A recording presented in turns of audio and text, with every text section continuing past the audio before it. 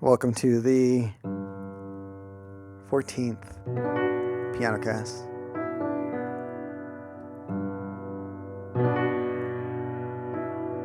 This month is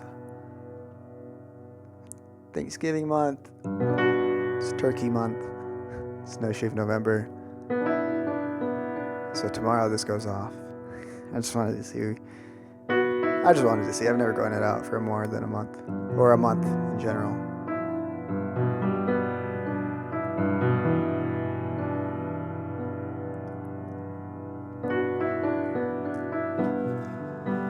Thanksgiving to me will always be a day of thanks. I'm not familiar enough with the history to school my children on it when I have them, or others about it. And history is always a funny thing because it's always the winner that writes it. Yet there's two sides of the story, but history's history. We don't really know. It's kind of like the story of this little kid when he asked his mom why they cut the turkey off the legs. And his mom says, I don't know, my mom just always did it. So the kid goes ask Grandma, Grandma, why do we cut the legs off the turkey? She goes, I don't know, my mom just always did it. So he goes to Great Grandma and asks, Great Grandma, why'd you cut off the legs off the turkey? She goes, because it didn't fit in the oven.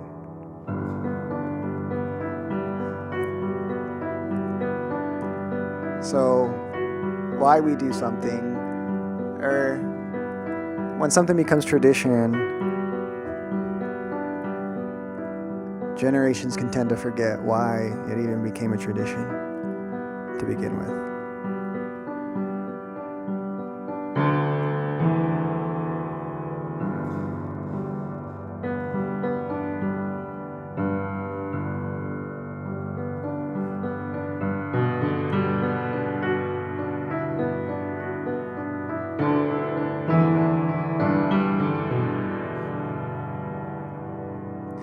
Thanksgiving for me will always be, gratitude. It'll always be a reminder of that. And every Thanksgiving, I like to look at Thanksgiving like a new year. I like to have different yearly cycles, and Thanksgiving is one of them, where I reflect back on all the people that I had a chance to just spend some time with, spend some energy with, and just honor them.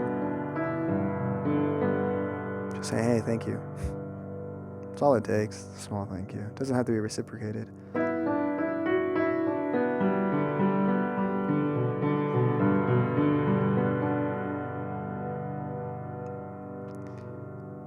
If you're charitable and it doesn't get reciprocated, then you're not looking for reciprocation. It tends to be reciprocated in other ways.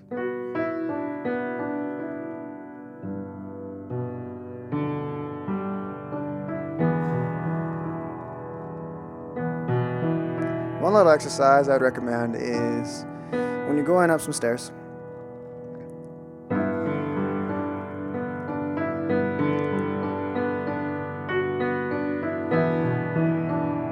each step, think, whisper, say something that you're grateful for. One of my favorite places to do that is at the city library. It is a lot of stairs to go all the way to the top of the terrace. Or to the terrace.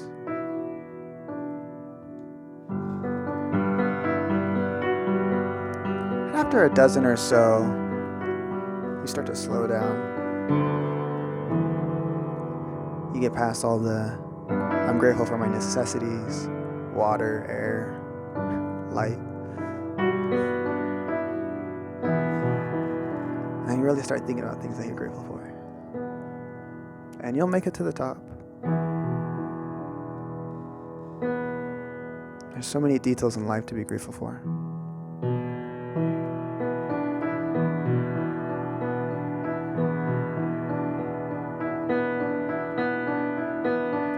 find that being grateful has helped me through a lot of sadness and depression, and now that I'm out of those, I find that I'm really grateful for those times. I think once you go through it once and you're able to capitalize on it in some way, it doesn't have to be money, but you capitalize it in some way where you get benefited, you find that the next time around that you get sad, you'll be able to capitalize on it even more. I find that when I first was heartbroken or trying to get over the really just emotions of just not feeling well, journaling helped me out a lot. And it was about a year journaling, a year and a couple months or so, that I would journal. And then after I got good,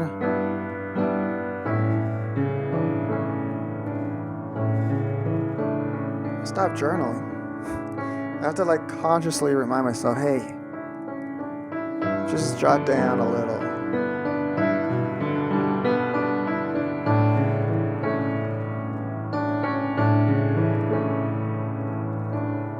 I find that artists, especially artists, it's sadness that allows them to just put so much out, whatever their medium is. But then we have to remember that in the good times, we have to remain disciplined.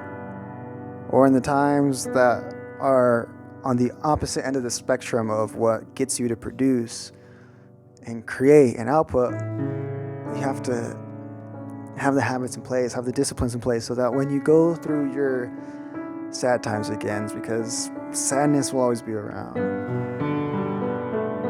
You can be the happiest man now.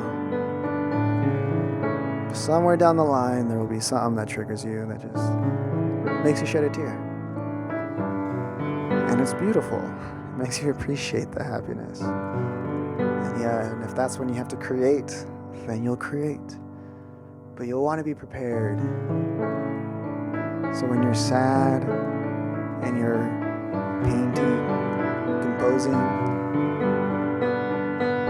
mixing, whatever it is, you'll be able to do it at that next level. You'll be able to articulate really what your heart is trying to express.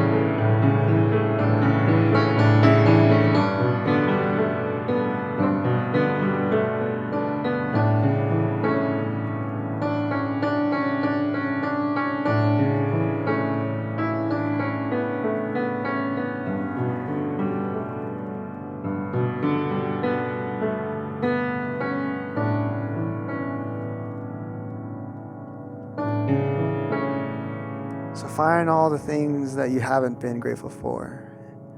Just be grateful for them. All it takes is a thought.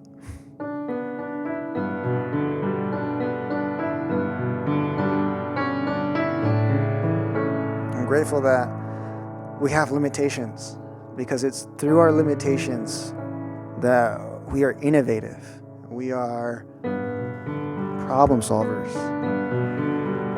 Limitation solvers. God's only limitation is that he has no limitation. For if you have no limitation, there's no reason to innovate, there's no reason to create, there's no reason to overcome, because what do you have to overcome?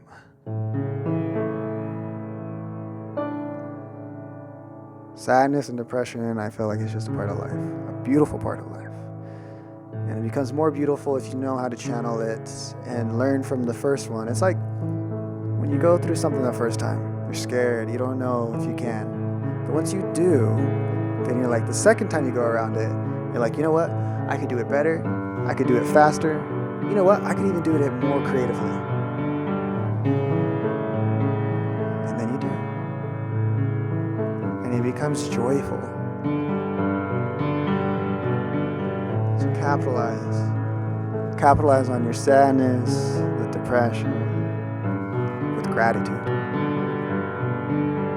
Capitalize on the gratitude. It's a thankful month for thankful years, thankful days.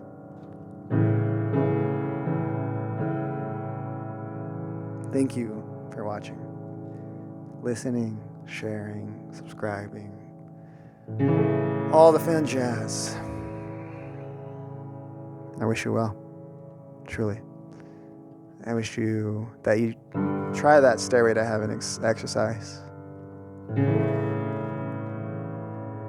Let me know how it goes.